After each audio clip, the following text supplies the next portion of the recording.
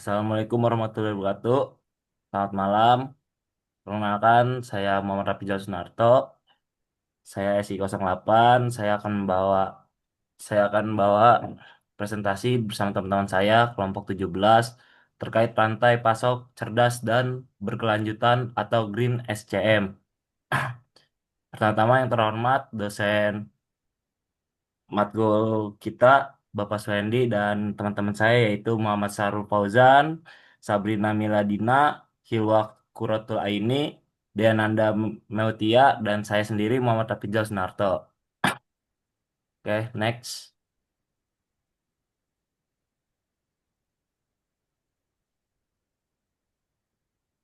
Oke, silakan. Oke, kita mulai.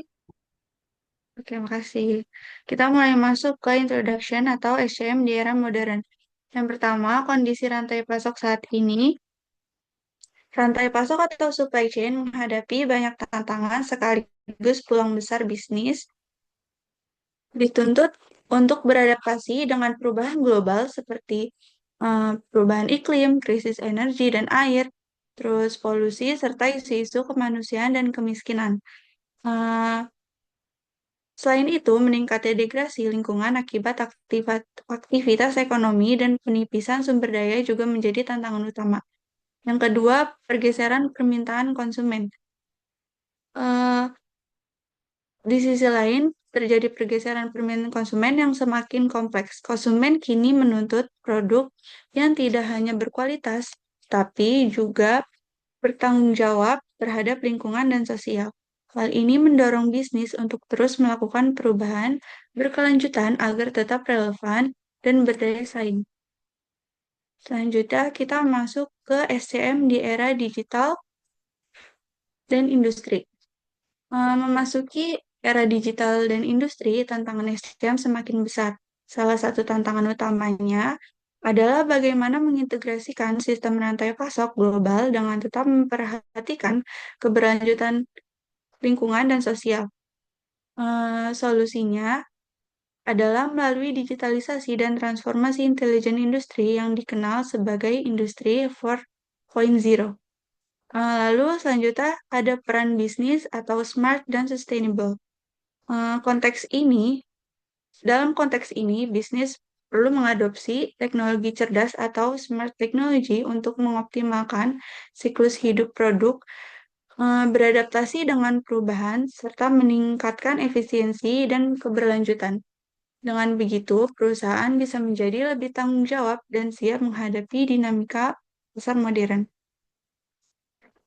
Masuk ke materi selanjutnya yaitu praktik dan manfaat SCM. Pada bagian ini kita bisa lihat dua sisi penting dari SCM yaitu praktik dan manfaatnya. Dari sisi praktik, ada empat kategori utama. Yang pertama, praktik smart yang meliputi penerapan teknologi seperti cloud computing, big data, IoT, dan AI. Yang kedua ada praktik ekonomi yang fokus pada efisiensi, kualitas, dan proses seperti total quality management dan lean system. Yang ketiga ada praktik lingkungan seperti green logistik dan carbon management. Yang keempat ada praktik sosial yang mencakup corporate social responsibility dan keselamatan kerja. Dengan etika bisnis Corporate Social Responsibility CSR, supplier dan customer social practice. Eh, dari sisi manfaat, SCM juga meningkatkan profitabilitas, efisiensi biaya, serta produktivitas. Selain itu, SCM juga mendukung keberlanjutan dengan menurunkan emisi, meningkatkan kesejahteraan karyawan, serta memperkuat daya saing bisnis melalui inovasi rantai pasok berkelanjutan. Dengan manfaat pada keberlanjutannya yang sudah tertera di PowerPoint, eh, untuk lingkungannya penurunan emisi dan konsumsinya rendah, pengurangan limbah dan polusi. Sorry, nggak kelihatan. Aduh, nggak kelihatan lagi. Ketutupan, bentar ya guys. Penggunaan sumber daya terbarukan jangka panjang untuk sosialnya, peningkatan kesejahteraan karyawan, dan komunitas memastikan ketertelusuran siklus hidup produk atau traceability dan integrasi untuk membantu mengembangkan ekonomi keberlanjutan dan membawa inovasi rantai pasok. Selanjutnya, eh, di sini ada konsep dan tantangan industri dalam SCM. Yang pertama, ada konsep dan peran dalam SCM. SCM kini berperan penting dalam mengelola aliran informasi, material, dan jasa dari pemasok hingga konsumen akhir. Dengan adanya industri 4.0, muncul pendekatan baru seperti struktur modular dan sistem berbasis data real-time. Namun, pada penerapannya juga menghadapi tantangan seperti regulasi kesiapan SDM serta kebutuhan investasi teknologi yang tinggi. Selain itu, kompleksitas sistem dan keamanan juga menjadi isu penting.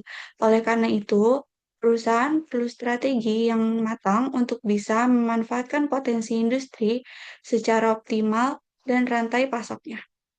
Selanjutnya akan dijelaskan oleh Rafid.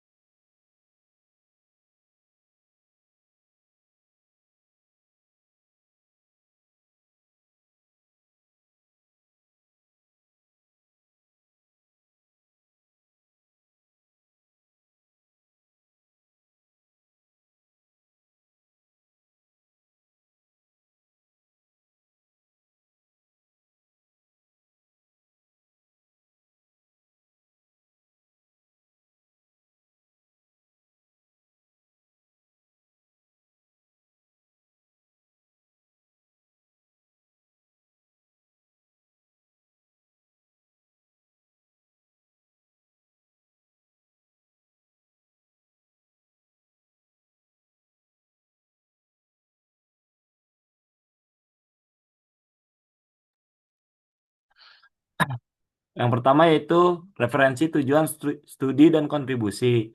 Nah, fokus studi literatur, yaitu bagian ini fokus pada literatur terkait industri, manajemen rantai pasok cerdas, dan manajemen rantai pasok berkelanjutan. Nah, tujuan akademisnya yaitu mengevaluasi literatur untuk mengidentifikasi karakteristik utama, faktor keberhasilan, dan hambatan dalam pengembangan Triple SCM. Nah, hasilnya memberikan kelayakan penerapan Triple SCM untuk perusahaan rantai pasok. Nah, kontribusi praktisnya yaitu memberikan visi dan peta jalan bagi para eksekutif untuk mengintegrasikan praktik-praktik cerdas dan berkelanjutan ke dalam proses rantai pasok yang sudah ada. Oke, next.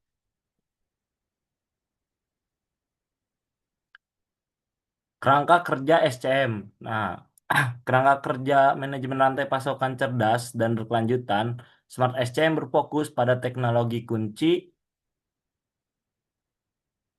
14.0 di level operasional, misal Big Data, IoT, CPS, AI, EGV, komputasi, komputasi awan, atau CC. Nah, manajemen rantai pasokan berkelanjutan atau biasa disebut Sustainable SCM meliputi 4 pilar, yaitu praktik lingkungan, yaitu green, terus kedua ada praktik sosial, ketiga ada praktik ekonomi, keempat ada kerjasama. Oke, next.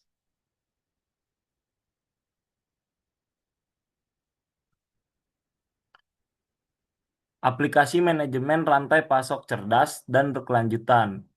Perusahaan kini memanfaatkan aplikasi cerdas untuk berkolaborasi dengan perangkat yang mampu mengurangi biaya operasional, mempercepat proses bisnis secara real time, meningkatkan kolaborasi antara sistem. Nah, konsep ini sejalan dengan industri 4.0, yaitu mengintegrasikan dunia fisik dan virtual, mesin perangkat produksi, dan sistem informasi saling terhubung dalam jaringan cerdas. Seluruh proses dapat berinteraksi secara otomatis dan efisien. Oke, next. Sistem fisik cyber atau disebut cyber physical system atau juga CPS. Nah, CPS menghubungkan dunia fisik dan virtual melalui integrasi mesin, sensor, aktuator, dan sistem informasi. Data ini dikumpulkan melalui RFID dan sensor, disimpan di cloud, lalu diolah untuk pengambilan keputusan secara real time. Nah, sistem ini juga memungkinkan kolaborasi manusia dengan mesin, pemantauan otomatis, dan pengendalian jarak jauh dalam rantai pasok. Tujuan utama menciptakannya realitas digital yang merepresentasikan kondisi fisik agar keputusan ini lebih cepat dan akurat. Nah, manfaat dari GPS ini yaitu pertama, peningkatan efisiensi, transparansi, dan kontrol. Terusnya ada pengiriman tepat waktu atau just in time. Terusnya penghematan energi dan sumber daya. Selanjutnya lagi ada produksi berkelanjutan dan umur alat lebih panjang. Oke, selanjutnya akan dibahas oleh teman saya.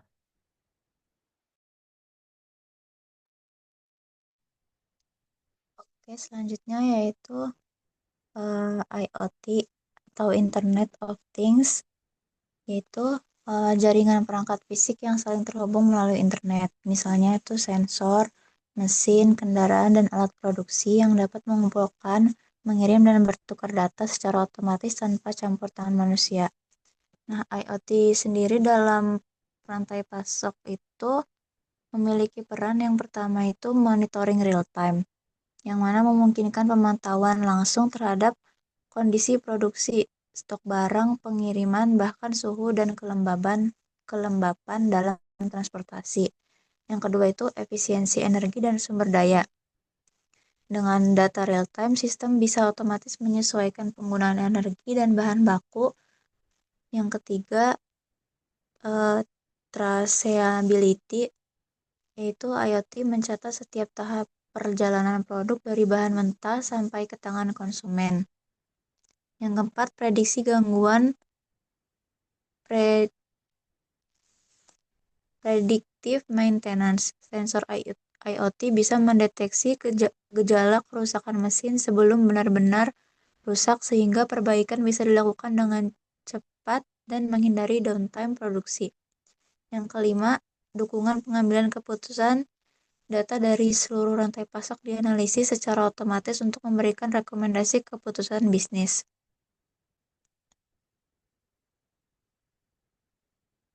Nah,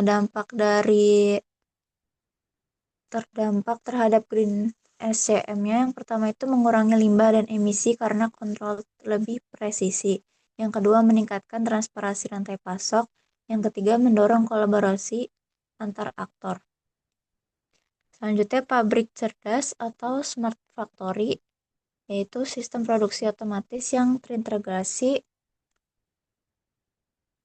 secara digital dan mampu menyesuaikan diri secara mandiri terhadap perubahan kondisi. Merupakan implementasi nyata cyber physical system di mana mesin dan sistem fisik dikontrol melalui jaringan digital dan data yang real time.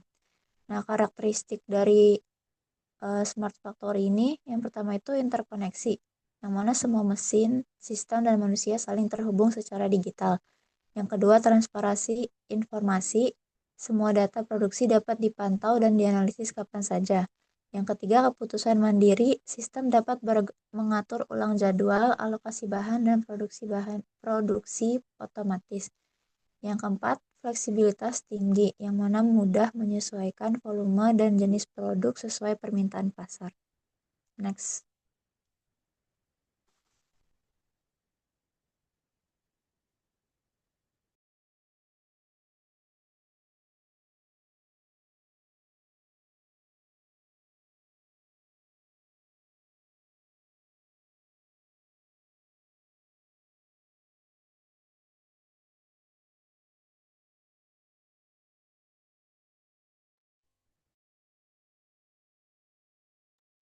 Oke, nah, mana yang tadi? Maaf.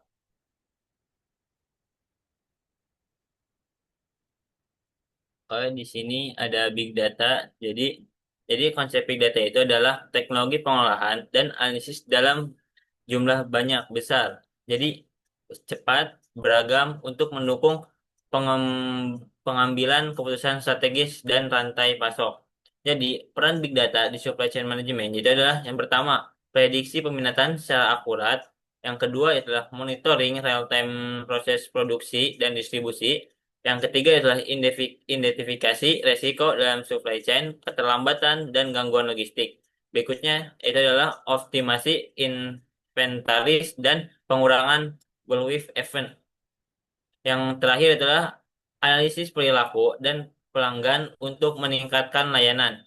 Jadi manfaat bagi SCM berkelanjutan yaitu adalah yang pertama mengurangi pemborosan waste melalui analisis konsumsi. Yang kedua itu adalah efisiensi energi dan sumber daya. Yang ketiga adalah pengurangan emisi dari perencanaan distribusi yang lebih cepat.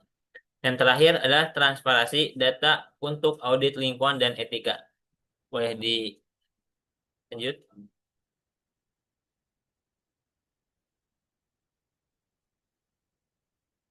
Di sini ada teknologi awam atau cloud computing.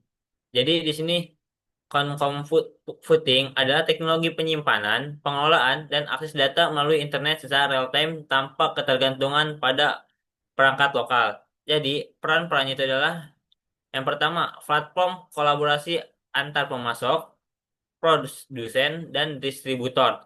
Yang kedua adalah akses data persediaan dan pengiriman secara global. Yang ketiga, mendukung sistem ERP, LOT, dan sistem pelacakan digital. Yang terakhir adalah mempercepat integrasi rantai pasok digital. Nah, manfaat untuk SCM berkelanjutan, yang pertama yaitu adalah mengurangi konsumsi energi server fisik perusahaan.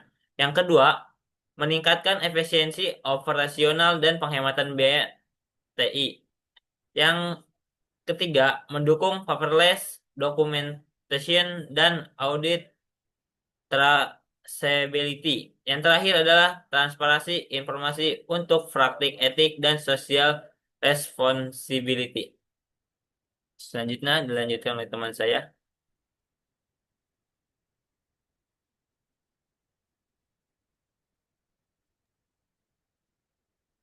Selanjutnya ada Automated Guided Vehicle atau AGV yang merupakan salah satu teknologi penting dalam penerapan rantai pasok cerdas di era industri 4.0.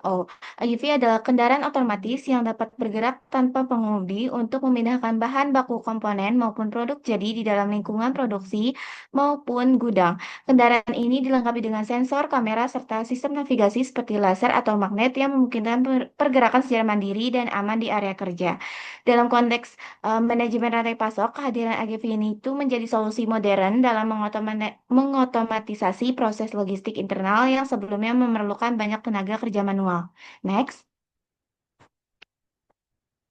Peran AGV dalam rantai pasok itu yang pertama mendukung otomatisasi logistik internal, yang kedua mengurangi ketergantungan pada tenaga kerja manual, yang ketiga memungkinkan pengiriman material secara real time, yang terakhir dapat berkoordinasi dengan CPS dan IoT untuk sistem produksi yang cerdas. Jadi secara keseluruhan penerapan AGV itu menjadi salah satu langkah strategis menuju pengolahan rantai pasok yang lebih cerdas, efisien, dan berkelanjutan. Next. Ada 3DP atau percetakan tiga dimensi. Adalah metode percetakan objek tiga dimensi berdasarkan di rantai pasok cerdas ini berfungsi untuk memproduksi barang dengan cepat, hemat bahan, dan bisa dilakukan di lokasi yang dekat dengan konsumen. Perannya itu mengubah sistem produksi dari mass production menjadi on-demand production, mungkin produksi lokal yang lebih dekat dengan konsumen, mengurangi ketergantungan pada penyimpanan stok barang dalam jumlah besar, mendukung strategi produksi fleksibel dan